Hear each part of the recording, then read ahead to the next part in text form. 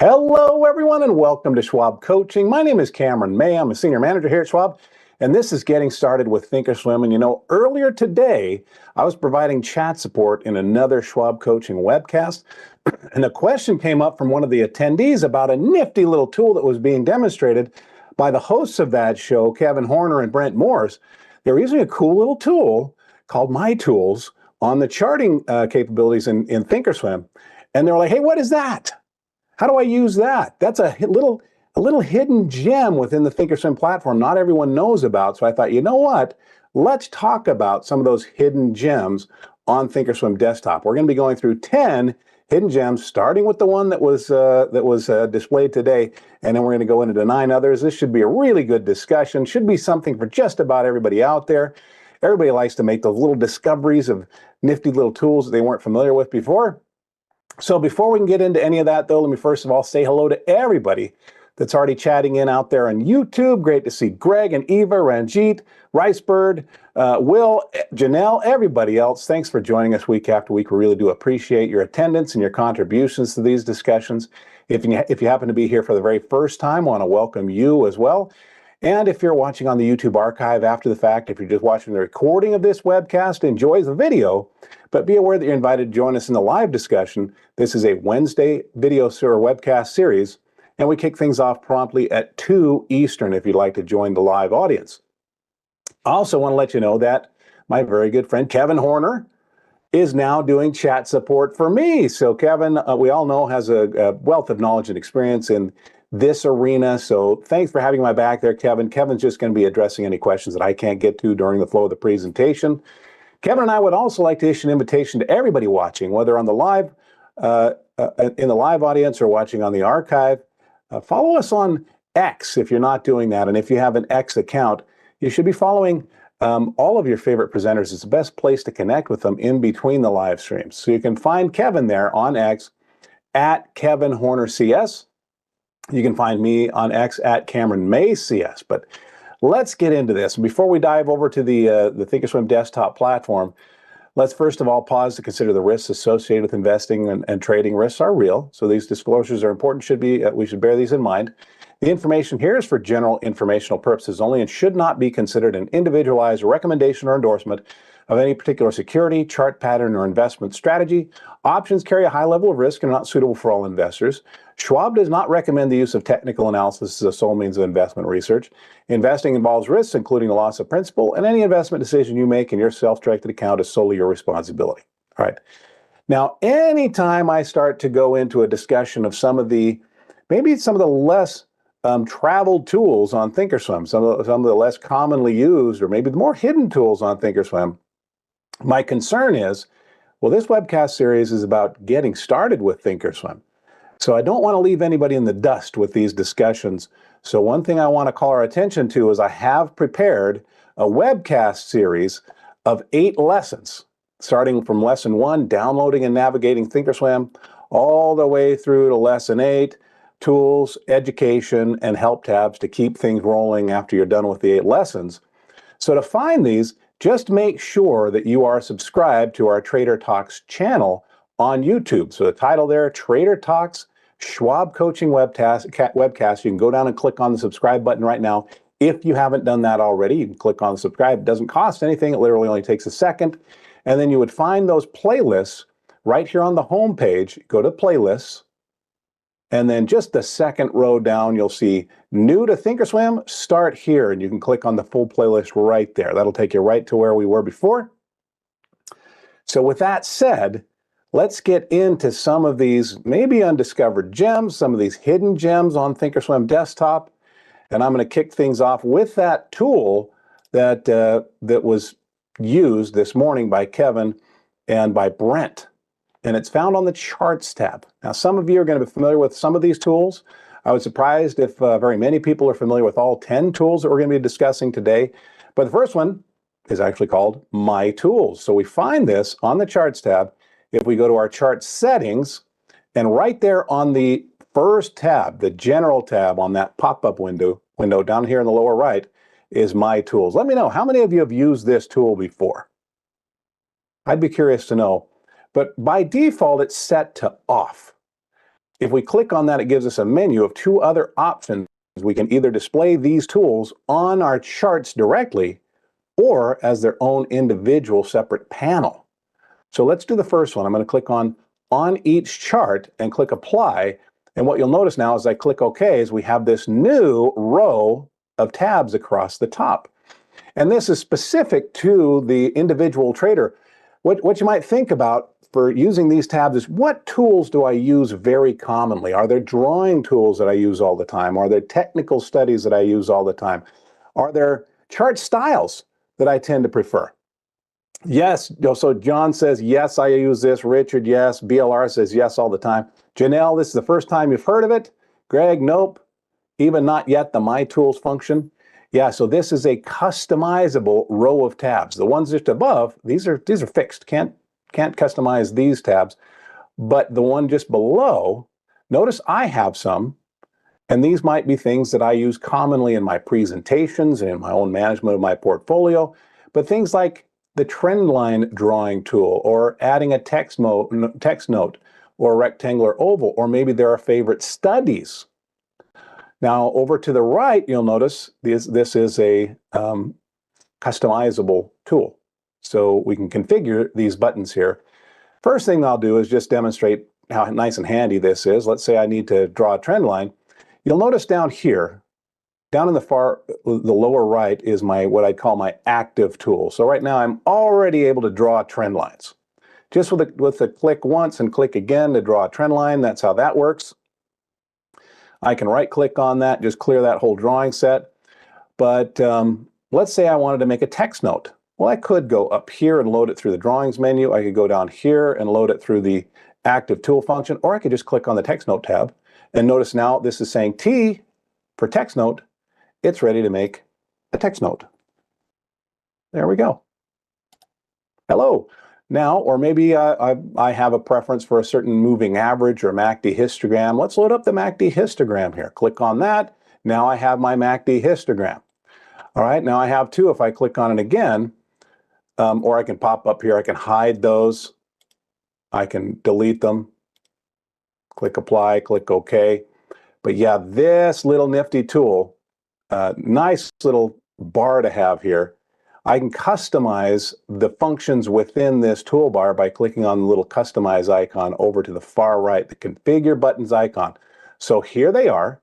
I have trend line, text note, rectangle. I can click on this, change this to something else if I want to, or didn't actually intend to change that. Right now it's updating that set of tools. But we can continue to edit that capability. Now we can always switch this off as well. If we go to our chart settings, let's turn that back off and click apply, click OK. Flip it back on. There we go. But let's add another button. So when I click on add button, notice the choice, the list of choices that I have here. Drawing tools that could be added in addition to the ones that I already have. Studies. The technical studies that I already have are the simple moving average and the MACD. I could load up one of my own study sets. So for example, one of the ones that I use very commonly is my TVM strategy set for my that's for my Advanced Charting Techniques webcast. So I could add that to my list of buttons, click done, and now I have my TVM strategy set there. All right, and if I wanted to load that up, I could click on that and it loads up those studies. So pretty nifty. Let me go up to my studies here, and I'm just going to remove all those studies that I just added through that button. And so that is a nifty tool. Let's call it hidden gem number one, but it can be displayed as a row of tabs across the top, or if we want to separate it from the chart, maybe house that in a separate, maybe put it on a different monitor so it's not eating up real estate on our chart. We can also go back to our studies, back to our chart settings, and rather than displaying this on each chart, we could load this up as a single panel. Let's click apply now, and you'll notice as we click OK, it's no longer a row of tabs out here, but instead it's this movable panel with still the same functionalities. And we can customize this. We could even change the order of things if we want to. We could move these the functions up and down.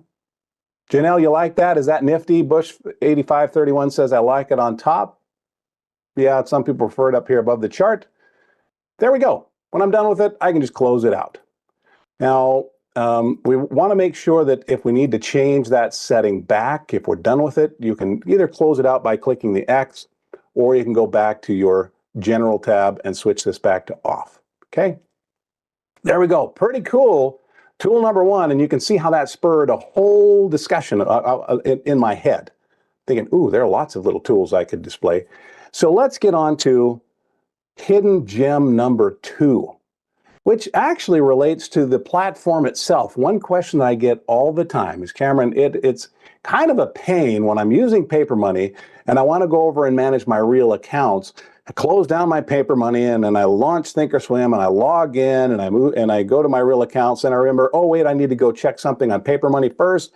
So I close down my real account and then I go over to Paper Money again. Isn't there some way to just have them both going at the same time? Yes, as a matter of fact, there is.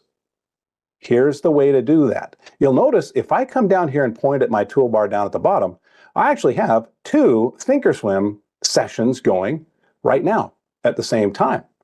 I have my Paper Money account, and then I have a demonstration live account right here. How in the world did I do that?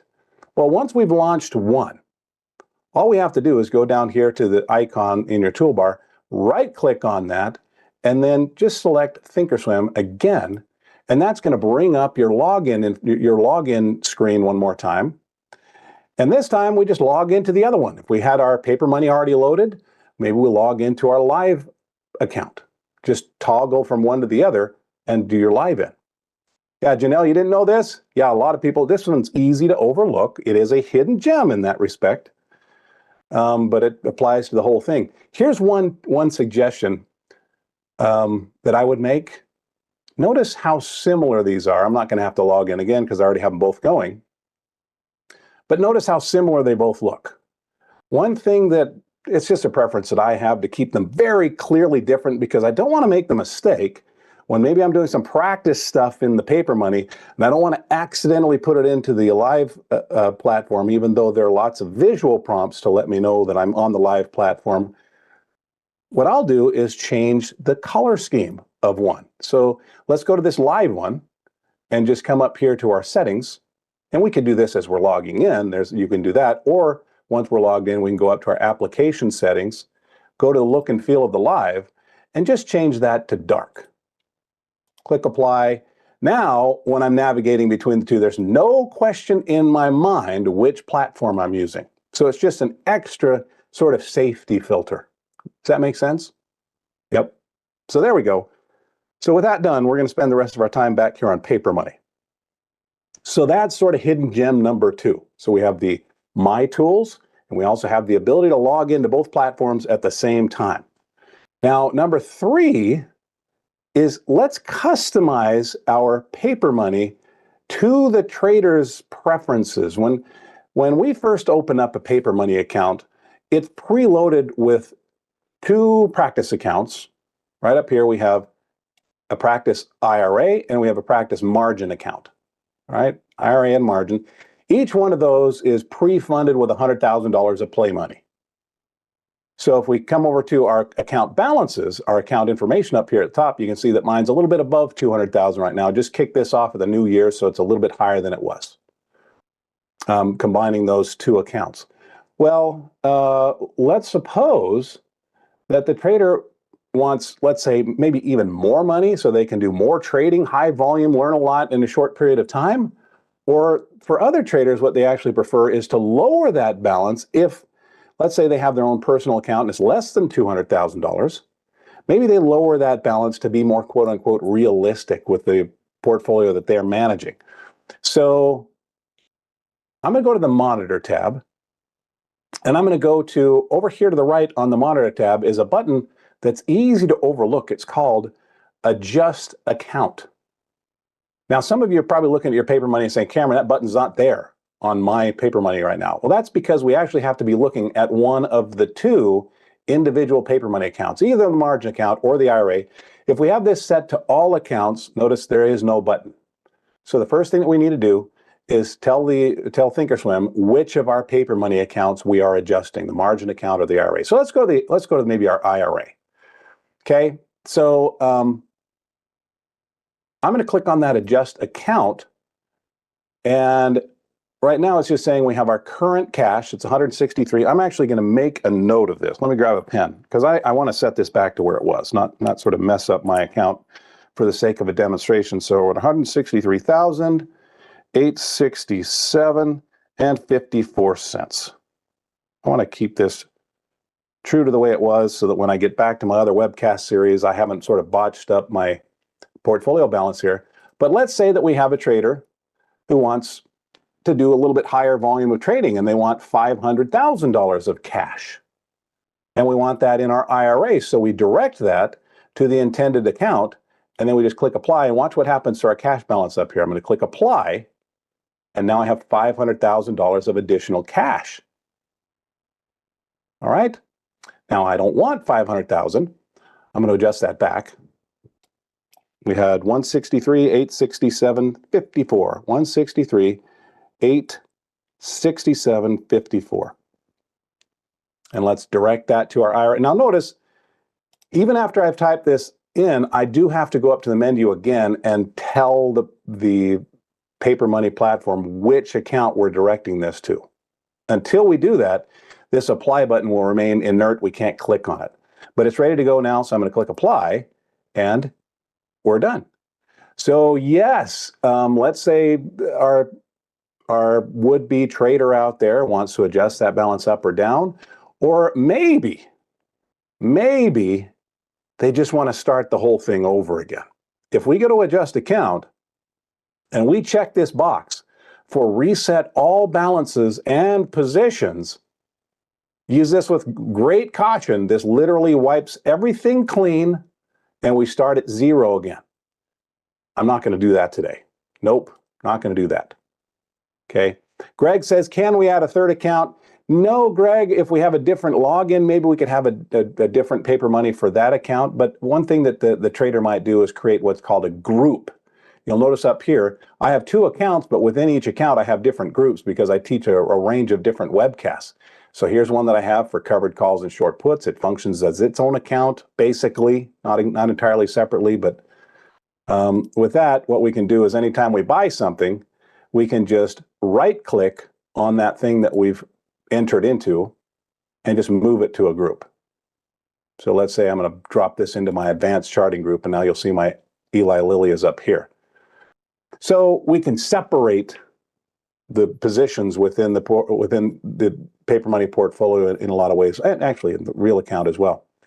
Now, one other thing that I want to talk about along the lines of this hidden gem is we can adjust the balances, we can adjust the entire portfolio, or maybe there are times when a trader did a trade and they think, oh, geez, I didn't actually intend that trade, or I just want to wipe this one trade off the books. This is something that I think a lot of our, even our more veteran users of Thinkorswim aren't aware of. Here's an Eli Lilly position that I just bought today, just for the purposes of this demonstration. You notice I have 10 shares, paid $909.36, and right now I've made, no, I've lost a little bit of money on that. Yep, down about $3 a share. So it's having a negative impact on my portfolio. Let's just say this one was a mistake. Not that I just have regrets because I made maybe an error in the reasoning for the trade, but maybe I just put in the wrong symbol or whatever. This is, yeah, George, sort of a mulligan on this individual position. I can adjust the position itself. I can actually just right-click on anywhere along the bar is fine, but I'm just going to right-click on LLY, and let's go to adjust position. And now it's asking, well, Cameron, what do you want to do with it? Well, I have 10 shares. I bought 10 shares, and you'll notice it says plus 10 to indicate that I own 10 shares. Let's put in minus 10 to wipe out those shares. And what did we pay for these shares? $909.36. So let's just say price $909.36. So this is a position adjustment to offset the purchase price at the same level and the number of shares, and just click OK, and that's gone. 10, notice no profit, no loss. It's essentially a non-event at this point. So what would we call this? Nugget number 3 or hidden gem number 3 is that we can adjust balances, positions, and the entire account if we want to. All right, number 4. This one's an easy one. This one's a relatively straightforward one, I should say.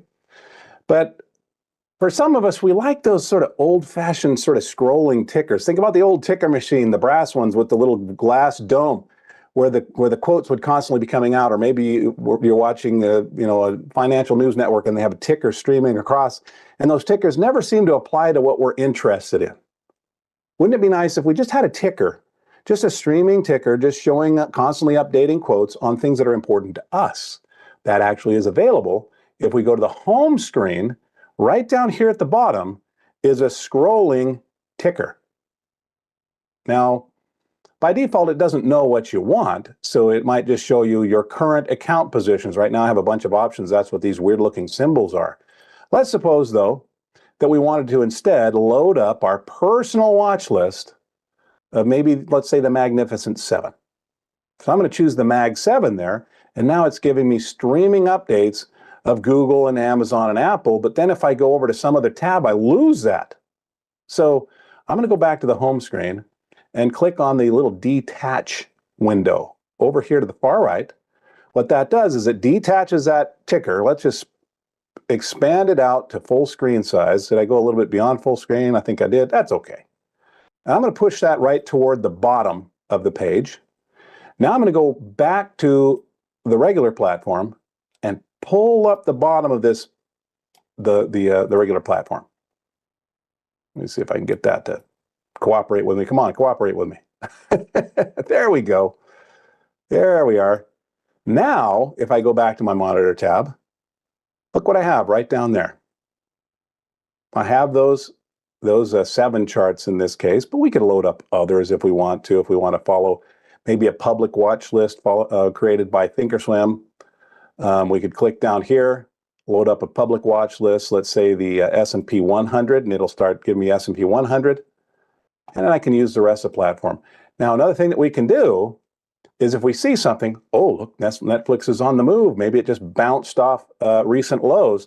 I'm going to click on that, and it actually takes me to the trade tab for Netflix. So, pretty nifty little feature. If we're done with it, though, now we can just come back down here to the bottom and close it out. And there's my live platform hiding behind there. So that's nifty feature number 4. Okay.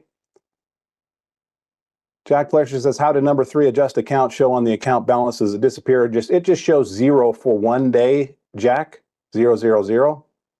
And then that'll just disappear. It'll just be gone. All right. Now, Greg's saying that was pretty nifty, but I like that other gadget better. Yep, some of these, for some people, are going to be like, wow, and other ones are going to be like, I don't care. That's fine. Just watch for which ones seem to apply to the way that you like to use the platform, and maybe those are going to be your hidden gems. I can't hit 10 out of 10 for everybody that's watching, and that's the way I would expect it to be. All right, so now let's move over to our charts for just a moment, and I'm going to speak to our dividend investors for just a second. Let me close up this left column because I want this to have all the real estate it can have. And I'm going to use Philip Morris.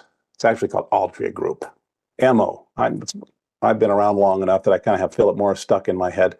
Yeah, they changed their corporate name a long time ago to Altria Group. But in any case, here's MO, and this is a dividend-paying company.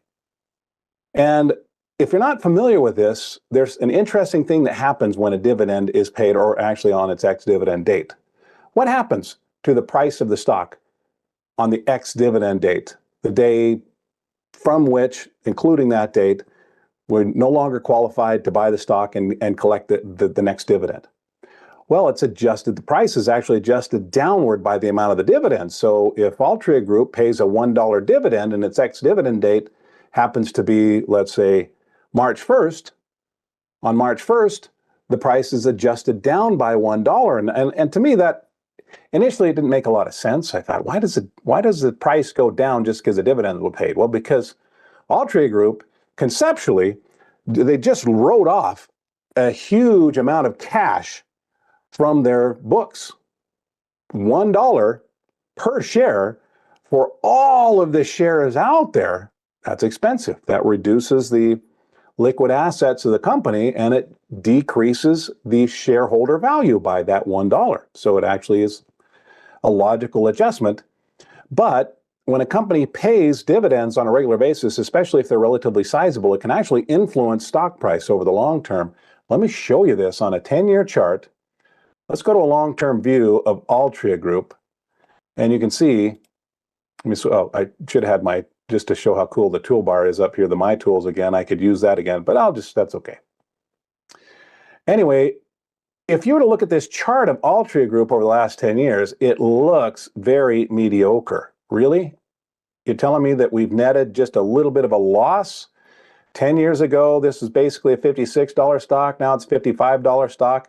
That's a lot of time of treading water, yes, but along the way, lots of dividends were paid and the price was adjusted downward.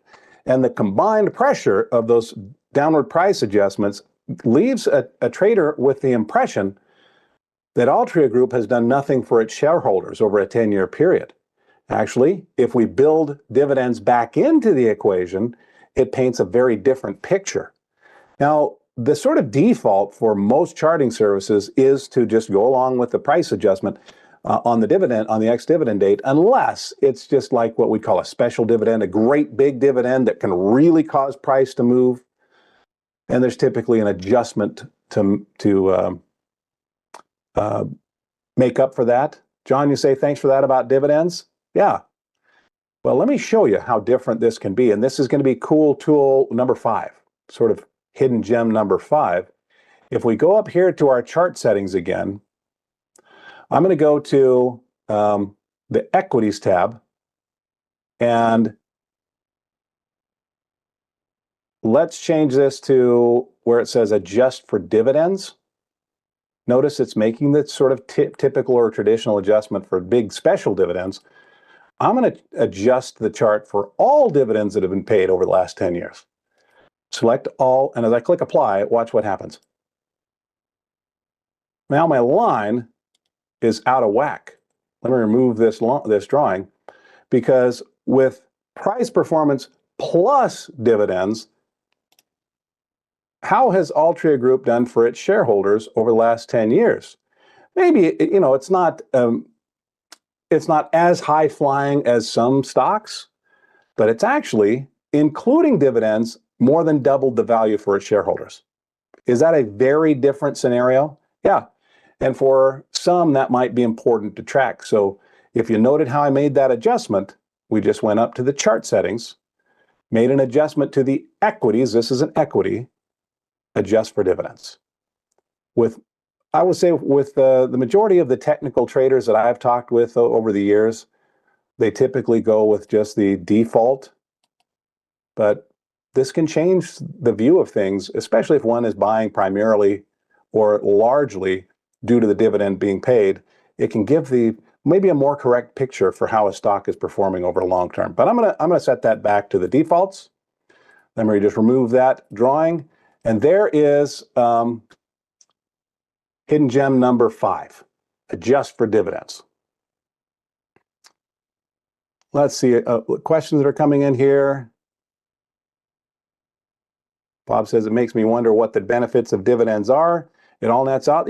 Bob, that's not a terrible observation. Actually, in the short term, it's kind of a wash, isn't it? If we get paid a $1 dividend, but the investment that we also own goes down by $1, yep, that's sort of like, that's kind of like if you're a business owner and you take some money home in the form of a paycheck. You're taking assets away from the company. Your company that you own isn't worth as much as if you had left the money in the company. That's what public shareholders are. They're owners of the company, essentially getting paid in one way or another. So, yeah, there we go. All right, so let's go for another one right here on the charts again. I'm going to switch this back up. I clicked on the wrong thing. Let's switch this back to a 1 year, 1 day chart. Just for purposes of discussion, this might be a little bit easier view. But another one of our chart settings that can be found under that equities tab is something called the Show Social Sentiment. How many of you have used this little hidden gem before? I'm going to check the box for that, click Apply, and click OK, and we're left with a study down below that's, I'll tell you the basic construction here, and it doesn't look like Altria Group's getting a ton of what we call social media mentions, but this is basically an algorithm that goes out and grabs mentions of a publicly traded company on social media, and using some algorithmic context, determines whether that appears to be a neutral mention, a positive mention, or a negative mention. So what we're seeing here are, let me zoom in a little bit and drag this up a little bit so it's a little bit clearer. All right. So you'll notice there are 3 colored areas, and then we have this orange line. So we have red, negative mentions, green, positive mentions, blue, neutral mentions, and then the orange is a ratio of positive to negative. So what some traders will do is they'll look at this algorithm and see, does the general trend, does the general ratio of positive to negative mentions have to be rising or falling? So let me zoom back out here. Let me drag this back down. And let's switch this over here to Apple, this company that's getting a lot more mentions recently. Get rid of this. And what we may notice with Apple, let's see. But what we may notice is Apple price is going up. What is our social sentiment meter doing? From June and July, it seemed like the ratio of positive to negative mentions seems to be becoming, let's say, less positive. It's downward sloping. And for some who use this indicator, it may be a sign that if this continues, maybe it's going to put some pressure on price if people are just generally not as, let's say, positive or bullish about the company. And here, that was followed by a, kind of an extended period of not much. Now, as we got further into that, and actually there was a pretty strong sell-off here, about mid-August, maybe as we're moving into September, we start to see that sentiment rising again. You can see that ratio of positive mentions to negative mentions going up, and not too long after that, we saw an acceleration of price. Now, this is just a couple of examples of how this may be, at least for some, they look to this as potentially a leading indicator of price. Doesn't always work that way. I just wanted to bring this up and show it to you as one of those little hidden gems that might be available that a lot of people, maybe they saw it, maybe they clicked on it, they didn't know what it meant. So I wanted to just introduce that. All right. So we'll call that hidden gem number 6, the social sentiment function on Thinkorswim. Now let's go back up here and take it off. We go up to equities. Let's uncheck the show social sentiment. Click apply and click OK. And let's get to number 7. Now for numbers 7 through 10, I'm just going to go up across this row of tabs and kind of cover, let's do one for the trade tab, let's one for the analyze tab, let's do one for market watch, and then come back to charts and we'll wrap it up. So let's go to the trade tab. And very commonly, you'll see your presenters using the trade tab to place stock trades, place options trades. One thing that gets overlooked, I think, though, is this little bar right here in between, which is the trade grid. Now, how many of you have actually clicked on that trade grid and explored it a bit? I'm going to click on that. And what you'll see here is that we have the ability to load up charts or other gadgets while we're looking at our trade tab. So it's another way to quickly access so many of the other functions that are available on Thinkorswim desktop. Now, right now, mine is set to 3 charts. And you'll notice there's a grid right over here that allows me to choose the number of charts or the number of gadgets. I could do 4 if I wanted to. I could change this down to just 2 or maybe just 1 if I wanted to use all of the available space for just 1 chart or gadget. Let me switch this back to 3. And as we select 3, these now become individually usable gadgets. So I can just type in, let's say Apple, let's type in maybe Microsoft, and let's type in Amazon. And you'll notice as I chose those, I don't have charts here. This menu here allows me to choose other gadgets. So let's choose maybe for Microsoft, how about we use the live news? But let's do that for Apple as well. So now we have 2 views of Apple. I can see the chart, I can see the live news, and over here, let's load up Apple and maybe switch the gadget again. What do we want to do here? Maybe time and sales, which is sort of a tick by tick, print by print description of the number of shares that are trading, whether it was a buy or sell order, and the price at which those were executed. George, you love the product depth, which is another tool down below. Maybe we'll explore that in a future video. Yep. All right, now just like with our other chart grid functions, and we're going to be doing that a little bit more in just a moment, we can come over here and, oh, I'm sorry, got one step ahead of myself. We can maximize the individual cells. Each one of these areas is known as a cell. And I can maximize the first one. So now I have a full view of just that first cell, but I've lost my other 2. Those are still available using these arrows. I can go to the next cell. There's my live news. I can go to the next cell. There's my time and sales. And then I can go back to seeing all 3 by clicking this back arrow. There we go. So trade grid, lots of other things that I could explore there, but I just wanted to show you that is available. That I would consider that to still be hidden gem number 7, even though it seems like all I had to do was click on that and start to explore it myself. Yep, there are lots of little things like that all throughout the platform. Let's do hidden gem number 8. And this is for those traders. Somebody said, hey, welcome, it's NVIDIA earnings day. Interesting. How many of you have used the earnings tab on the Analyze tab? Actually, if we go to Analyze, add simulated trades, you see that used quite a bit in our webcast series. You'll see the risk profile, maybe sometimes the probability analysis, but tucked all the way over here to the far right is the earnings tab. And I just wanted to show you a couple of the features here. We already have it on Apple. Let's talk about Apple. I'm not going to cover this stuff in the middle. That's more for our options traders, but I think more broadly applicable is going to be the stuff down at the bottom and up at the top. Down at the bottom, we're seeing 2 lines, a yellow line and a green line. And this is really taking us over the last 8 quarters of earnings. So you can see quarter 2 of 2023, quarter 3 of 2023, and carrying all the way out to Q1 of 2025.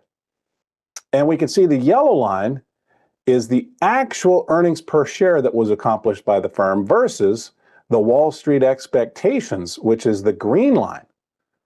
Now, what do you notice as you just, even at a glance, notice this about Apple's actual earnings versus Wall Street expectations?